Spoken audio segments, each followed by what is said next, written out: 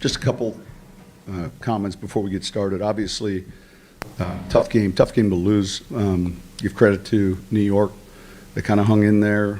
And, in this league, when you're able to do that, all the teams are good enough to make enough plays. And certainly, we didn't feel like when we came into this game, we were seeing an 0-3 team. We knew how well they played against Atlanta and Washington. And anyway, so there were a number of things we're going to watch on the tape that we like, that we did well.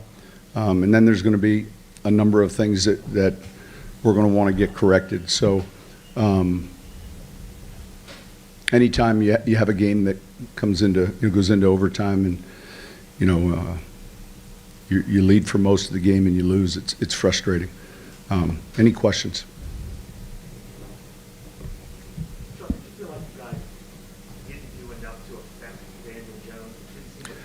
Well, look, it became one-dimensional a little bit, and so one of the challenges is they did a good job. The ball was coming out. When I say it was coming out fast, and then when you're defending that many pass attempts, it was a little bit more problematic because of the timing and the way he was throwing it, rather than all of a sudden you're on the field and it becomes difficult to rush the passer when you're seeing that much. Mixed in and run a little bit, but obviously, we'll look at the tape and we'll look at those opportunities where we could have had more pressure, but not until we see the video, will we know that.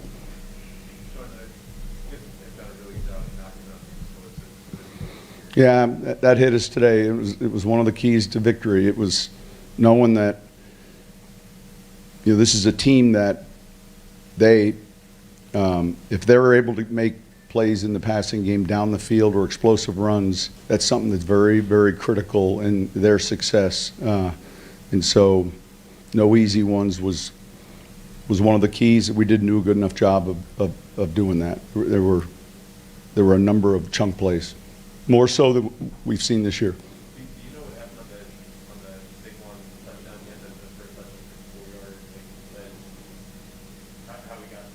Yeah, no, we'll watch there's a couple of these plays where guys were clean into the secondary, and we'll look and get those, those plays corrected. Sean, when you guys were up by 11, 9 minutes left in the fourth, were you trying to control the clock there? We're trying to score again. Now, we felt like we ran the ball effectively, but we're trying to score again.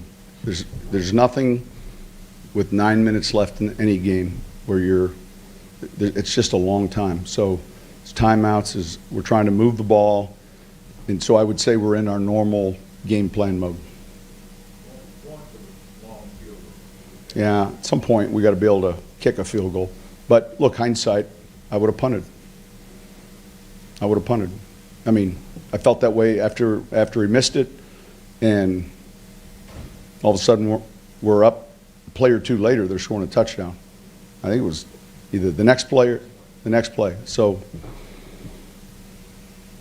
you get an explanation for why that second quarter touchdown stood?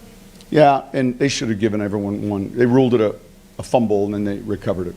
So it wasn't, obviously the ball came out, and it wasn't like he crossed the goal line. But they ruled it a catch fumble, and then he's the one that picked it up. That should have been announced.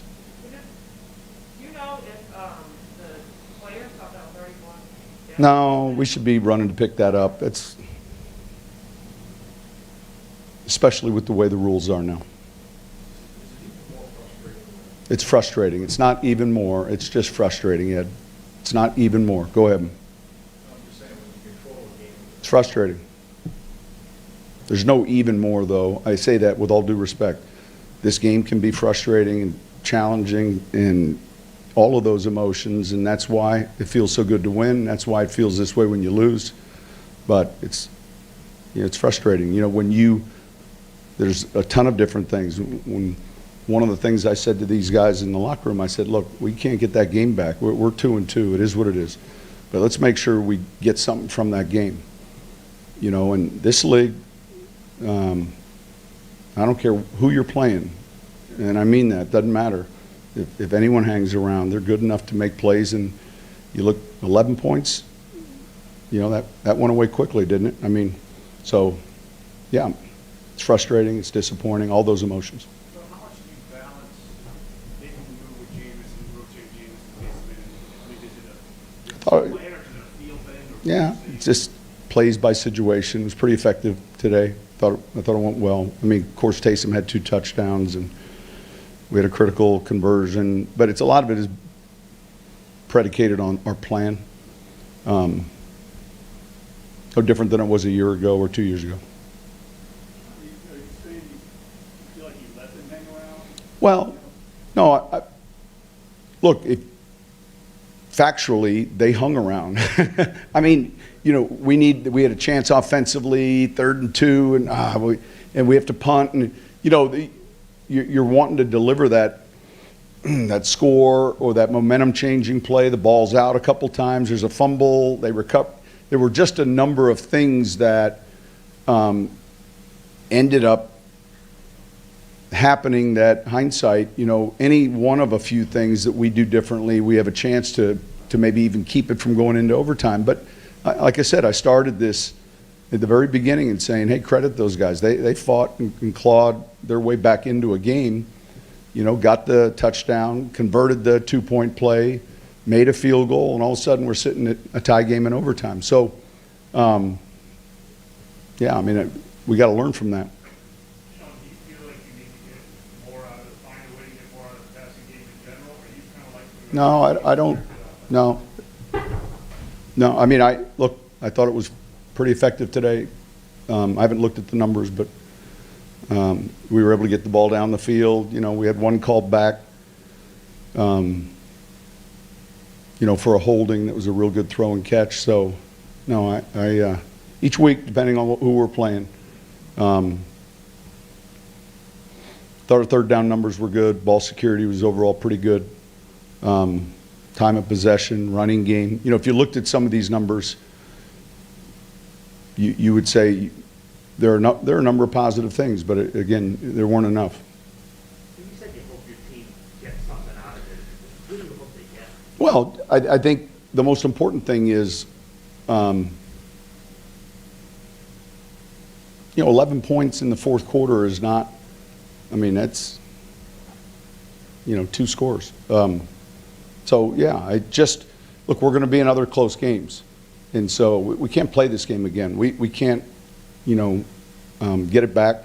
But we can learn from this game and the tape we watch tomorrow and understanding situational football and those are the things, you know, the corrections. But, you know, 11 points isn't a big lead. And certainly with 9 minutes left in the game, it's not, you know, we're never in a 4-minute mode at that point, never. That's a long time, 9 minutes, I think.